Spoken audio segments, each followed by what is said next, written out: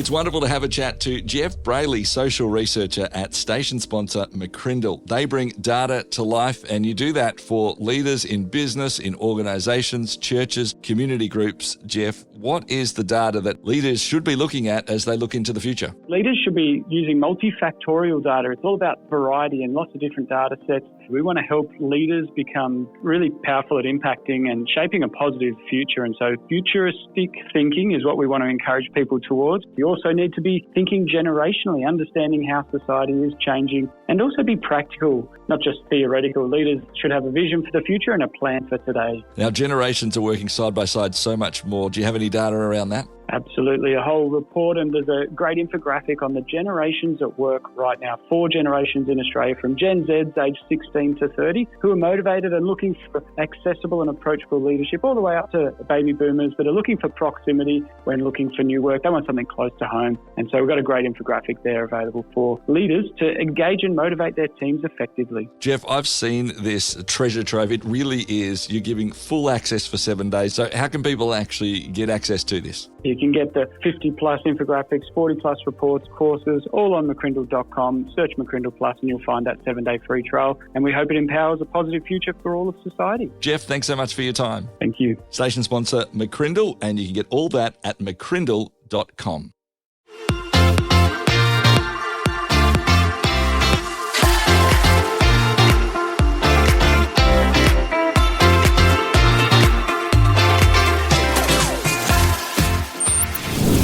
Towards Understanding with Clayton Bielen values being a positive radio program for everyone. As we present today's episode, please accept this little ears warning.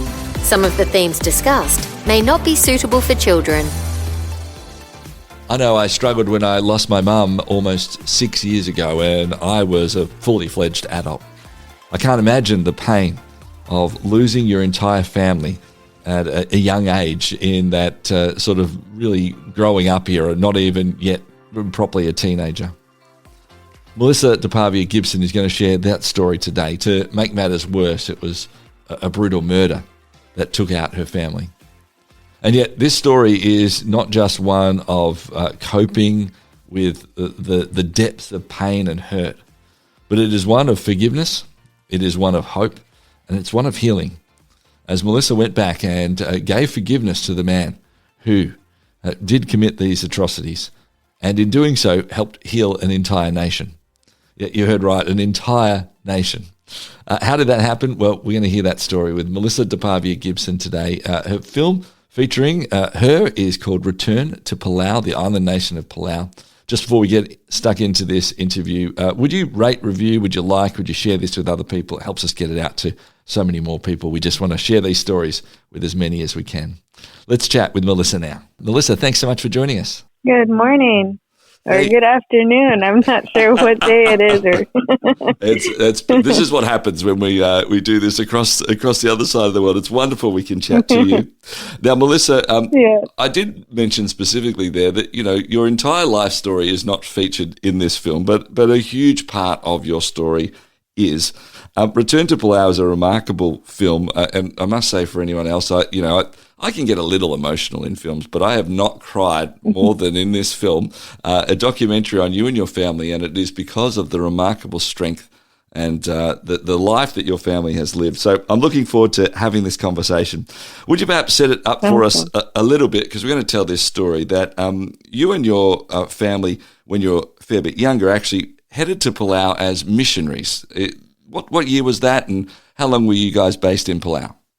So that was about 2001, 2002, and we were supposed to be in Palau for 6 years. That was going to be the contract that my dad went under, to be the pastor of the church there, and my mom would be a teacher in the Pacific island of Palau, a little paradise island dot in the middle of nowhere.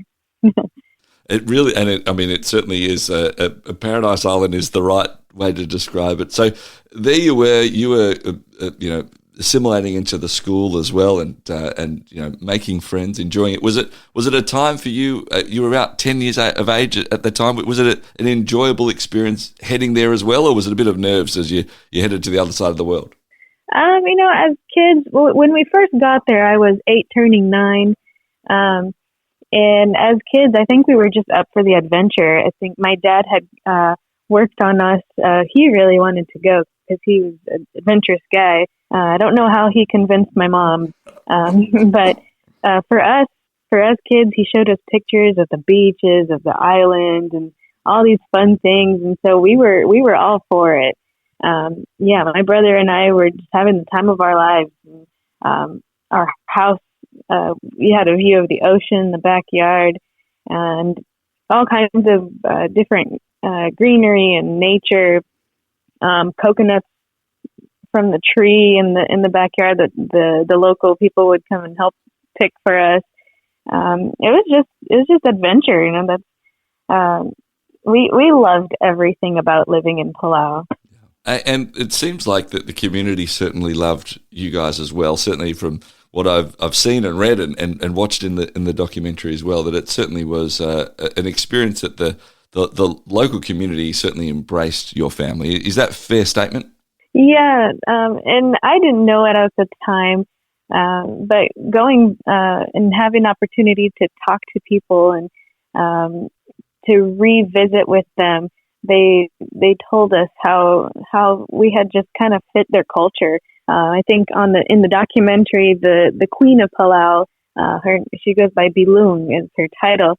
Bilung mentions that we really just fit to their culture, and I think that may have come from our Latino Brazilian culture of just being family and welcome and having people over at our house. And, my mom was very much a people person that loved having company over, and my dad was just a friendly, approachable, fun-loving guy. Yeah. So I think it was mutual. We really loved that community, and they loved us back. We know that as working as a pastor, as a missionary there, that your father certainly brought many people to an understanding of salvation in Jesus and baptism, and so there was certainly a thriving work that was occurring as well. Melissa, we want to talk about the day that did change everything, where one night a gentleman who, as far as we can understand, was sort of full of drugs, came into your house and for whatever reason, whether to steal, whether to just destroy what was occurring, actually killed your brother and your parents, and then took you as a young child. We're not going to go into all of the details of that moment, but would you share with us what occurred as he then took you from the house over the next sort of day or so? Yeah, so definitely shocking. It was just a couple of days before Christmas when this happened. They had been working on remodeling the principal's house. So the pastor's house was kind of up the road. The principal's house was down the road a little bit. And there weren't a lot of things around or people or other houses. So you almost couldn't see one house from the other. And just a lot of nature in between. So this guy had been around helping with the remodeling. So I don't know if he apparently he had come and talked with my mom at some point, and so it's kind of unclear as to the exact reasons of why everything happened. But he decided to come to break into our house, and my parents waking up with the noise and seeing that my brother had been attacked, and then him coming in and they're just fighting for life against this guy. For some reason, he decided not to kill me on the spot, and kind of took me to a far off places in the middle of the night, and I was left with no food or water for the next 24 hours or so. And the next night, took me to a ravine and decided to end my life there, and threw me down the ravine. But this miracle of God, he decided that was not the end of my life that day. And he left, of course, and I have no idea how much time actually passed by, and I regained consciousness and was able to climb up this ravine. And that, in my mind, that ravine was hard to climb, but it wasn't until I was able to see that place again that I was really understood the miracle that happened there. It wouldn't have been an easy climb, and especially not for someone having gone through something so shocking and not having eaten or drank for over 24 hours. And I was able to flag down a car that passed by. This was still dark in the middle of the night, and this loving couple that I didn't know was able to pick me up and take me to their house. And another miracle there, their daughter was a police officer. And so they contacted the police and made sure to do all the due process, and so that investigation could still happen but still keep me safe. And took me to the hospital as well to make sure that I was okay. And yeah, the Queen of Palau was contacted, which she had spent lots of time with our family by then. She would come and eat at our house. She would hang out with our family. We would spend time at church and all. So she came to the hospital and was at my bedside for the next few days until I was discharged, and I was taken to another church family's home until my grandparents, who were missionaries in Mexico at the time, came over to Palau. And at that time, my grandma was the first one to come. She was the first one to hear of the news and be able to fly over 30-something hours to the other side of the world. That week, in the aftermath, the first few days was just a convoluted mess of being in people's homes and having my grandma come, and just when she came in, it was like a breath of fresh air to me. It's like, I have somebody, I have my family, I have somebody from my family with me. There's a lot that happened that week. I don't know what specific aspects of that part you want to get into. Yeah, well, I mean, and of course, the whole point is we can't tell the whole documentary either, because that's why it's the whole documentary. It's such a powerful moment. Right. But I think that the things I do want to understand and try and ask about too is that, as you did share in the documentary too, that moment with your grandma was, oh well, I'm not alone. But my sense is that even as an adult going through something as horrific as what you had gone through would be absolutely mind spinning. But as a child, to even know what to think, how to feel, how to be, I'd imagine that from that moment with your grandma there, at least you could lean on her. At least you could go to her. Was that sort of the way that you experienced that as well? That okay, now that's where I can direct what I'm supposed to feel and think, and even if I don't know what that actually is. Yeah. It was almost like I could just release emotion, because in the shock, you almost don't cry. I don't remember crying until for real, like a crying meltdown, I guess, until my family was there.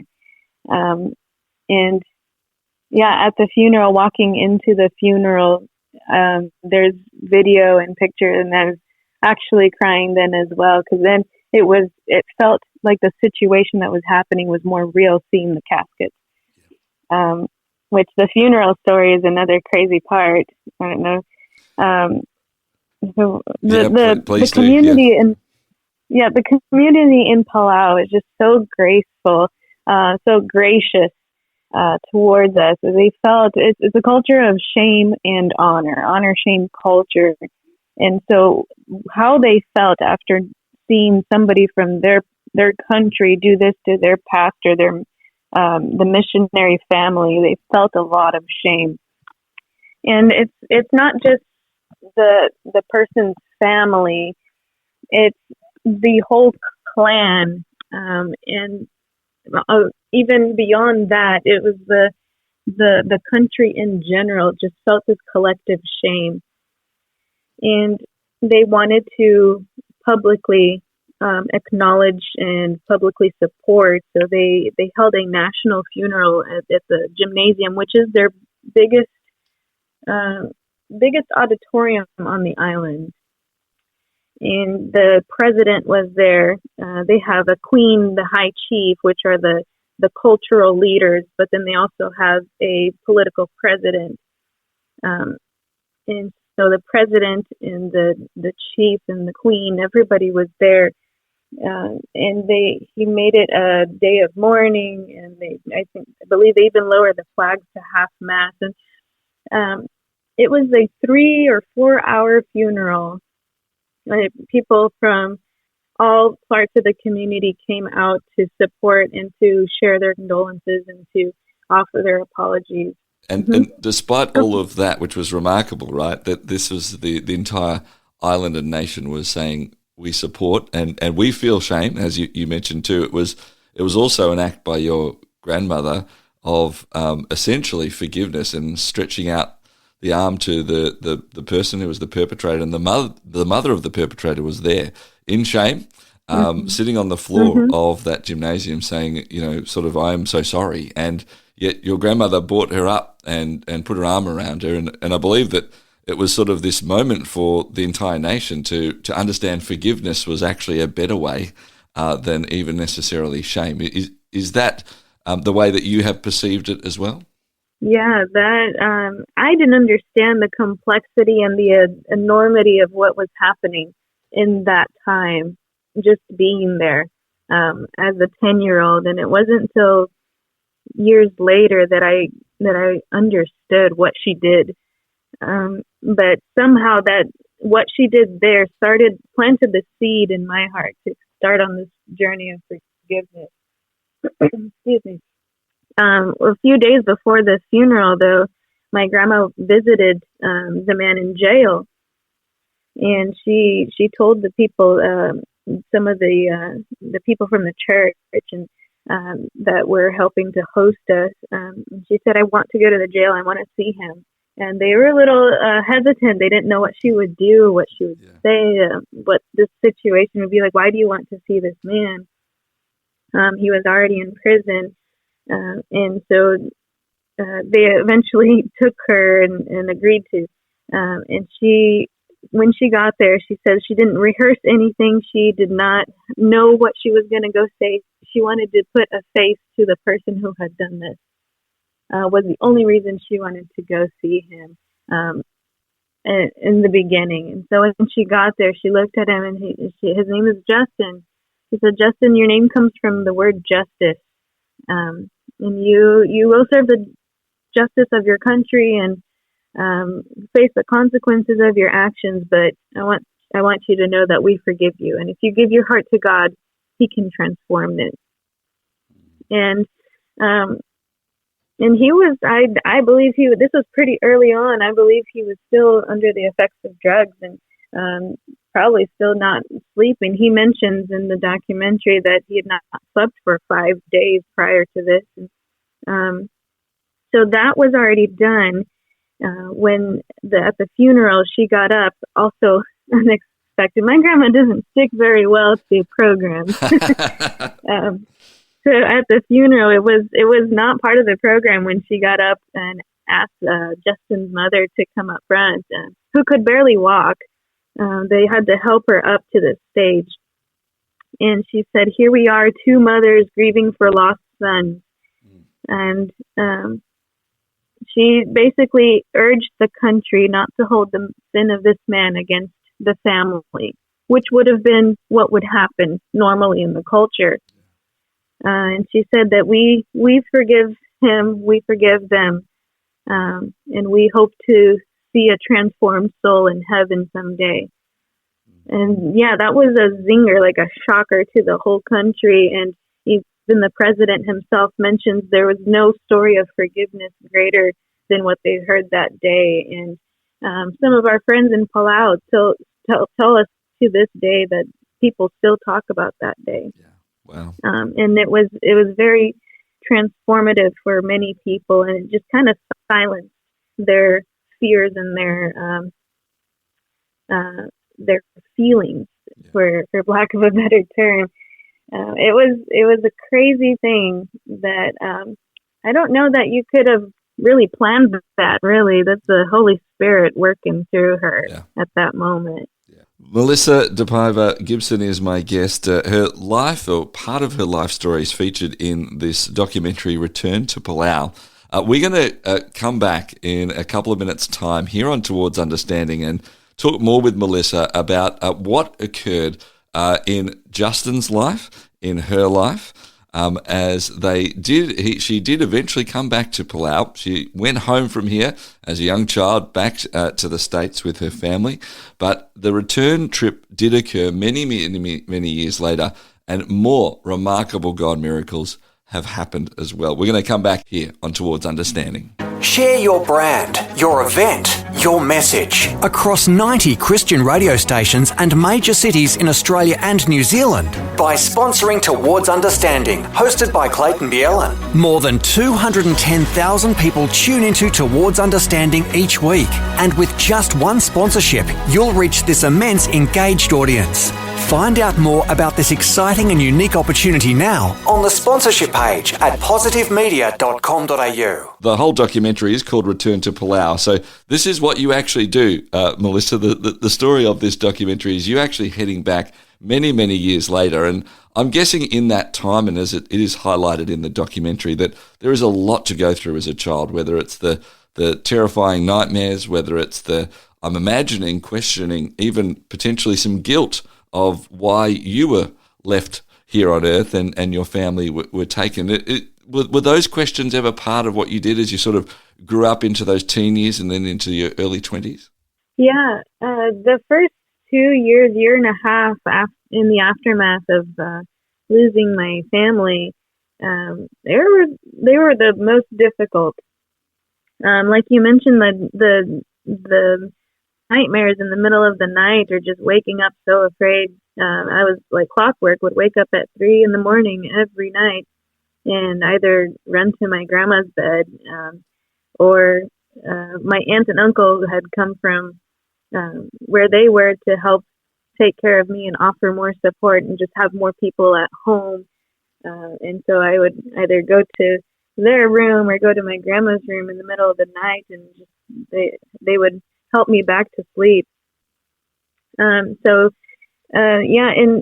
early years, I functioned as a child in school. I always did well in school, but it's often in those nighttime hours when the sun goes down and it's dark, where everything kind of comes back to me. Even weary of other men who may have had his typical appearance or made it look like him even slightly, and I didn't want to get close. So those are things that you would probably expect to happen for any young child that has a traumatic experience like that, like flashbacks and things like that. Yeah. But through those nighttime awakenings that I had, I was able to ask lots of deep questions for my age. One particularly that I remember is asking if Justin would be in heaven. And I think that particular one I asked my aunt, and she tells me, this was even like last year or something, as I'm talking to her, she tells me that she really wanted to tell me, no, of course not. He should not be in heaven. This man should just be wiped out. But she felt, of course, I can't tell her that. It's not going to be beneficial to her. And she kind of had this God moment. And what can I tell her? What do I say to her? I don't know if he's going to be in heaven. But she says, if people give their hearts to God, they can be transformed. We don't know. We know the story of Saul, who turned to Paul and was a killer of Christians and became one of the most powerful Christians. And she went in that route. And those were the seeds that we're planting. And my grandma talking about forgiveness and people sharing the story left and right of what happened. And forgiveness is always a central theme. And I'm hearing that it's almost like I couldn't imagine a life without forgiveness. Mm. And I can't say that I remember when I forgave him, but it's like a continual process of just thinking more and more about it. And this is just reality, that we forgive, not because he deserved it, but because this is how we live our Christian life. And that was in my 10-year-old mind, how that kind of came together. Yeah. And I was just going to mention in the next few years and going into middle school and high school, things just got progressively better in terms of how I was able to cope. And at that point, it was a lot of people didn't know, since we moved from place to place. A lot of people may not have known the story, my friends, and I didn't feel like I wanted to share with them, because it was, I didn't want them to ask, or I didn't want them to be a shock, or, where are your parents? What did your mom do? And it's a long story. I didn't know what to tell them, but it wasn't until my college years where I was able to then be able to feel more comfortable sharing the story, and even asking more questions about it and finding out what really happened in those days, which is it's been a long journey. It's been a crazy journey. Yeah, yeah. The remarkable part of your entire family has seemed to be that lived experience of forgiveness, and as you said, it's not something that is just, oh yeah, snap your fingers and it's there. It's a journey. It's a choice. It's a constant choice. But it is something that all of you have been doing in that regards.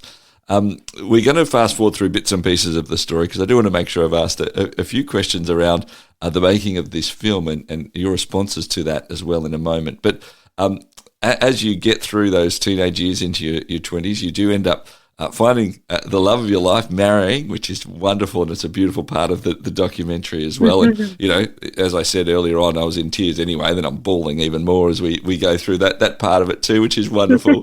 But what's happening on the other side of the world is exactly back to that question you asked of your aunt. What would happen with this man, Justin?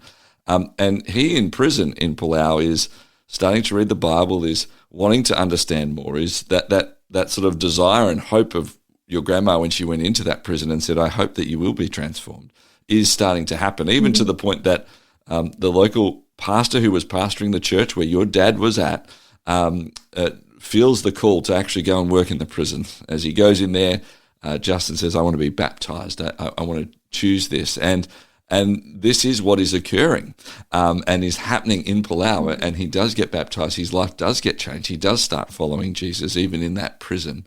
Can I just ask the question, when you first heard that news and you heard about that life change of Justin, what was your reaction in that moment? Yeah, so we were just recently married when I heard the news. I received an email, and in the email there was an attachment with his picture in the baptismal tank. And that was the first time I had seen his face again since the last time I saw him in person at the courthouse, when I had to identify him and say, yes, it was him, as a 10-year-old. And then the next time that I see his face again is him in the baptismal tank with the pastor. And I just want to mention, by the way, that part of the documentary with Pastor Tiago is his name, when he tells his side of the story and how he came to the country and how he came to give Bible studies to Justin. That part is his interview is one of my favorite ones, because he's just so real, so raw. Yeah. And I think a lot of people can relate to how he would feel. Yeah.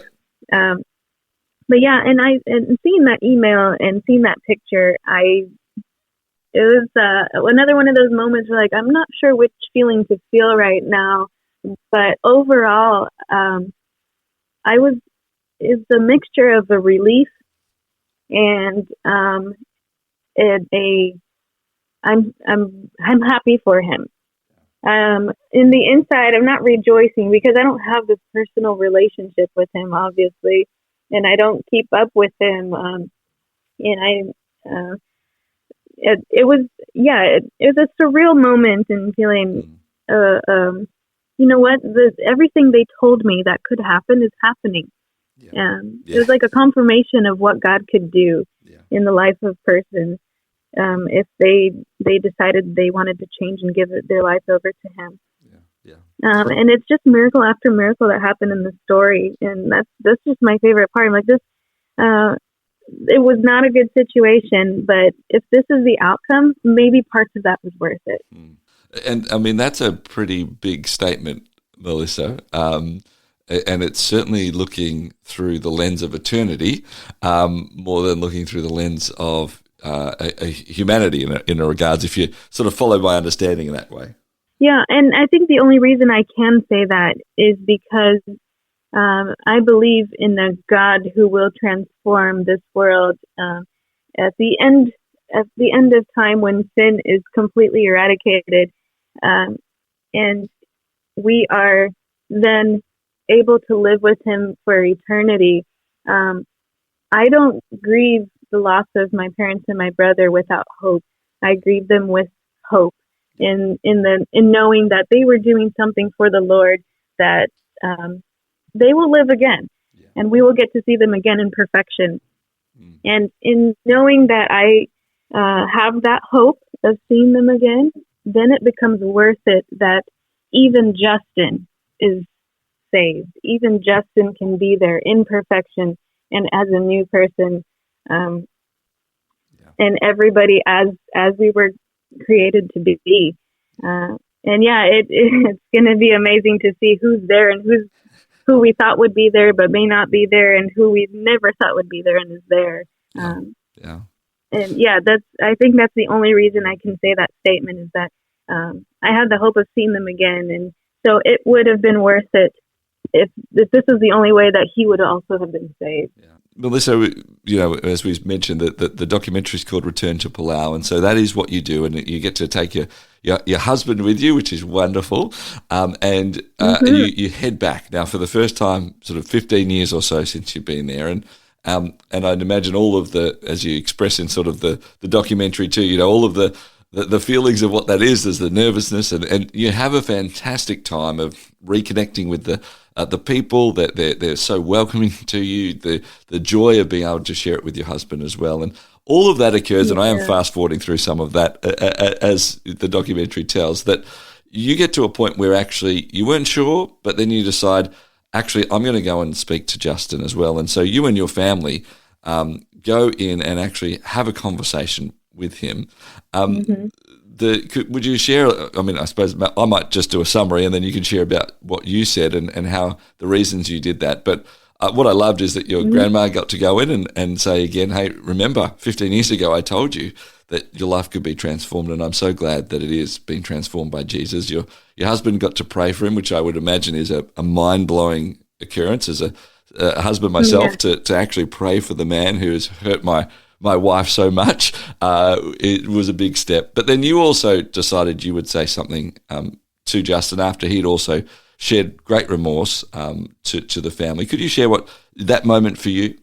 I think in those deep conversations that I had as a kid in the early aftermath, and my grandma explained to me a lot of the reality of a cosmic conflict that happens. And I know that's a big term that some people may not be aware of or may not have heard of before. Just in the Bible, where you see God and Satan, and there's just this cosmic conflict between those two powers, which I came to learn from her that it's not an issue of power, because God is all powerful, and if He really needed to, He could have wiped out sin a long time ago, but that wouldn't have done justice to His character. And so for countless reasons that are beyond us, things just have to play out so that His character can be rightly seen in the universe. And so it's an issue of character between good and evil. And in learning that, I can't say that I'm a better person than Justin, because sin is sin. And because my sins are not killing somebody, and his was, I was convicted that was a bad decision and it shouldn't be. Of course, he's facing consequences of those decisions, but it shouldn't take over your whole life and be something that holds you down for the rest of your life if you so choose to remove yourself from that situation. I think in learning this fight between good and evil, that things happen beyond our control, beyond our reason, beyond I think C.S. Lewis mentions that every square inch of the universe is claimed by God or counterclaimed by Satan. And so the circumstances happen, poor choices, freedom of will, and freedom of choice, and just all these things put together created the situation. And now here we are years later, and Justin is a transformed man. So who am I to say that I am better than him? Me having made poor decisions myself. And so that's just a setup for what my mind was going around. And in that moment, I said, Justin, we're no better than you, in the eyes of the whole picture of human existence. We're no better than you. But I do hope to see you one day in heaven with my parents and my brother. And of course, I broke down crying at that point because it was just too much emotion for one time. But that was all I said. And I guess that was my way of saying that I had forgiven him. Yeah. A remarkable moment. And look, there's so many others that we haven't even touched off on in the documentary as well of ultimately it's a testament to the power of what God can do in people if they choose to follow him. And as mentioned, shines through your family in remarkable ways, Melissa. A couple of questions I just want to finish our time with. One is, I suppose, the reliving of so much of this when you make a documentary, and even, you do an interview with this guy over the other side of the world, and having to relive some of this time. Is that difficult? Is it joyous memories? Is it purposeful? I suppose I'm just wondering what that does for you. How much does that cost you, I suppose, to relive these?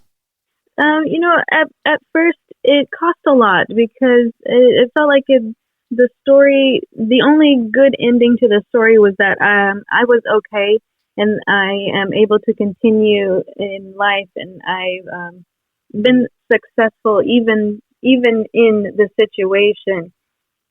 But after his baptism, the story just got better. And I just felt like it was transformative to every time that we would share it. Somebody would say, this really touched me, or this really transformed me. And that's what keeps me going, because I know that God, of course, it was not his will that this would happen, but he uses our suffering. God never wastes our suffering. And so in this whole situation, he was able to bring so many more people to God. And my grandparents told me so many times, in the death of my parents and my brother, they probably ministered to thousands, millions more people than they would have ever been able to in real life. And so in that sense, I feel like it's just worth it. It's a story with a good ending. The beginning is not great, but it's just the power that it has to show people what God can do to transform a life, and the journey that he can take you on to forgive anybody, to forgive any kind of circumstance. It's just worth it. So now I can share the story with hope, and I can share the story with joy for what God has done. I love that. Final question from me, Melissa, is around the idea of whether someone's watching this documentary, Return to Palau, or maybe hearing a story now, and you perhaps sort of wrapped it a little bit there, but somebody who has heard that and gone, okay, it's touched me, I need to step forward towards this God, this understanding of a God who loves me more. What would be your encouragement to them? Maybe they've experienced something that they thought they could never forgive.